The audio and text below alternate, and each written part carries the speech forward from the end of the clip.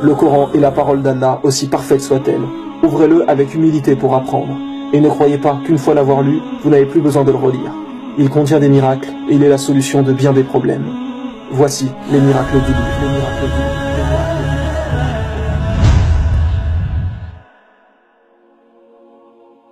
Beaucoup de gens doutent de l'existence d'Allah, et c'est l'intensité de votre foi qui vous gardera sur le chemin droit. Et le Coran est fait pour augmenter votre foi. Par exemple, jusqu'à il y a encore peu de temps, les gens pensaient que le soleil était fixe et que la terre tournait autour du soleil. Peut-être que même vous qui regardez cet épisode pensez encore cela. Mais en réalité, nous avons découvert récemment que le soleil n'était pas du tout fixe et qu'il se déplaçait dans l'univers d'une manière bien précise. Et on peut tout à fait dire aussi que le soleil tourne autour de la terre, comme on peut dire que la terre tourne autour du soleil. Cela dépend en fait du référentiel choisi, car dans l'espace, il n'y a pas de référentiel absolu. Et ce qui nous intéresse est que pendant longtemps, les gens pensaient que le soleil était fixe. Seulement, dans le Coran, depuis 1400 ans, il est dit que le soleil se déplace et vogue dans une orbite bien précise, comme la science le confirme aujourd'hui. Ce qu'il faut comprendre, c'est qu'avant que la science découvre cela et change son point de vue, les gens auraient pu croire que le Coran avait fait une erreur, puisque la science disait que le soleil était fixe et non le Coran. Et c'est justement dans ces moments que c'est votre foi qui vous maintient debout ou vous fait chuter. Celui dont sa foi est faible aura abandonné l'islam, pensant que le Coran faisait une erreur. Alors qu'en réalité, la parole d'Allah est parfaite, et le Coran ne peut que dire la vérité, tandis que la science, elle, évolue et n'est jamais sûre. Mais c'est important de savoir que si un jour vous ne comprenez pas quelque chose en religion, ne remettez pas tout en cause. Il y a forcément une explication. C'est simplement que vous ne savez peut-être pas encore la réponse à vos questions. Mais ne remettez jamais l'islam en doute. Car le soleil se déplace bien dans l'univers. Il vous suffit simplement de regarder sur internet pour le confirmer.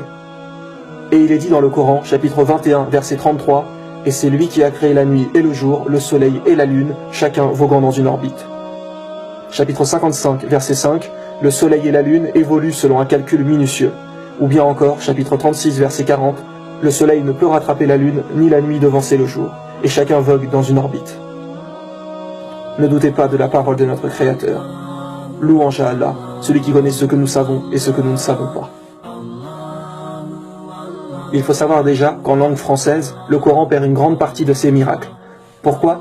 Car son style linguistique est absolument parfait. Je donnerai des exemples plus tard dans l'épisode pour que vous compreniez mieux. Mais si vous écrivez un poème aujourd'hui avec des rimes à chaque fin de phrase, et ensuite vous le traduisez en anglais, les phrases auront toujours le même sens, mais par contre vous perdrez les rimes. Certains aspects miraculeux du Coran ne sont compréhensibles qu'en arabe. Vous comprendrez plus en détail à la fin de l'épisode. Voici certains petits aspects qui sont également extraordinaires. La sourate Al-Baqarah, qui est la deuxième sourate du Coran et également la plus longue, contient 286 versets. Et si vous regardez au milieu de cette sourate, donc au verset 143, Allah dit « Et nous avons fait de vous une communauté du juste milieu ».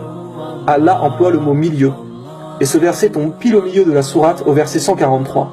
Et rappelez-vous mes frères et sœurs que les versets du Coran ont été révélés dans le désordre. Vous savez qu'il y a plusieurs noms que l'on donne à Allah, comme par exemple le tout miséricordieux, ou l'audient, le créateur, etc. Un de ces noms est l'unique, qui se dit en arabe Al-Ahad. Eh bien le mot Al-Ahad est écrit une seule fois dans le Coran. Une seule fois, puis il ne revient jamais. Le mot Al-Ahad, qui veut dire unique, est lui-même unique. Le Coran a été révélé sur une période de 23 ans. Combien y a-t-il de chances de ne pas répéter le même mot sur 23 ans de révélation? Imaginez-vous une personne qui délivre un message pendant 23 années. Quelle est la probabilité qu'il soit capable d'éviter d'utiliser le même mot deux fois?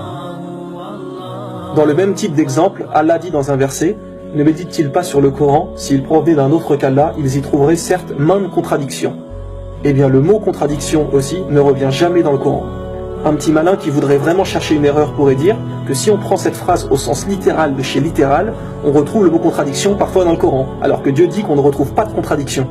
Mais même le mot en lui-même n'apparaît plus après. Encore une fois, quelle probabilité de ne pas utiliser deux fois le même mot en 23 ans? Cela peut paraître simple, mais rendez-vous compte de la précision des choses. Savez-vous ce que le mot Coran veut dire?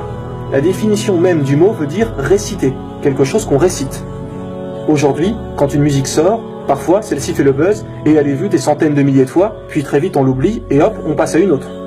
Les gens chantent la musique plusieurs fois, puis s'en lassent. Idem pour un film qui marche, il fait un carton et avec le temps, d'autres films le remplacent. Alors que le Coran, depuis plus d'un millénaire, est récité constamment, et aujourd'hui par plus d'1 milliard de personnes. Aucun livre depuis l'histoire de l'humanité a été autant récité.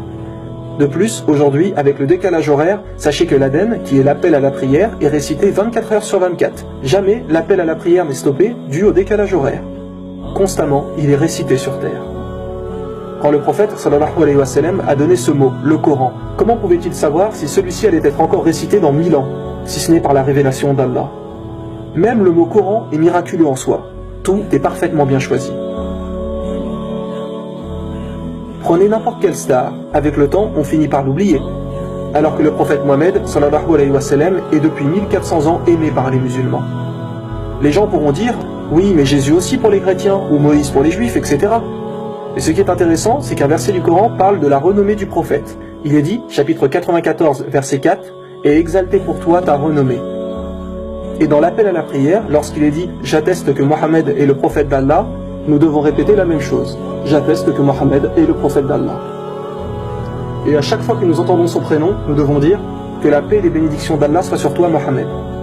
Et étant donné que l'Aden est récité 24 heures sur 24, eh bien sans arrêt, la renommée du prophète est mise en avant. Le Coran est parfait et préservé jusqu'à la fin des temps. Outre le fait qu'Allah dit qu'il en est le gardien, et cela nous suffit pour croire que personne ne le modifiera jamais, Allah dit aussi qu'il a rendu le Coran facile pour la mémorisation. Et aujourd'hui, des milliers, voire des millions de gens connaissent le Coran par cœur. Même des enfants de 6-7 ans le connaissent sur le bout des doigts. Dans la prière, nous récitons des sourates de celui-ci, donc beaucoup d'imams, etc. le connaissent parfaitement. Alors imaginez maintenant si on brûlait tous les livres religieux, Bible, Coran, Torah, les Védas, etc.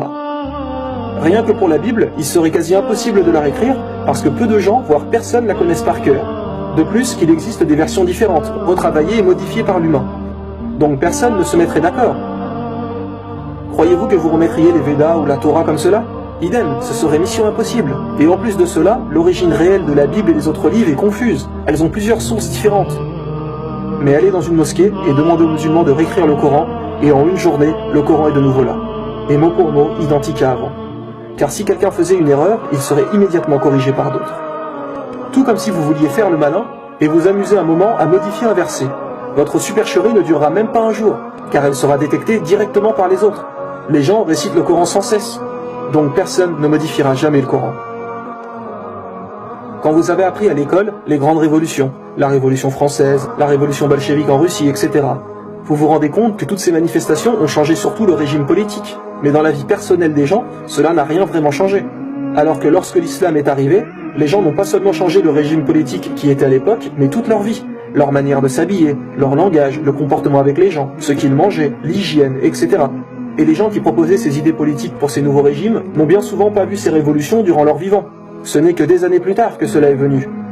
Alors que durant la vie du prophète, sallallahu alayhi wa sallam, tout a changé directement, car il était guidé par Dieu. Ce que nous voulons dire, c'est que, imaginez-vous que votre voisin vienne vous voir et vous dise « Voilà, je suis le messager de Dieu. À partir d'aujourd'hui, tu devras faire tout ce que je dis, car ce que je te commande de faire est la volonté de Dieu. » Allez-vous le suivre? Ou alors allez-vous le prendre pour un fou?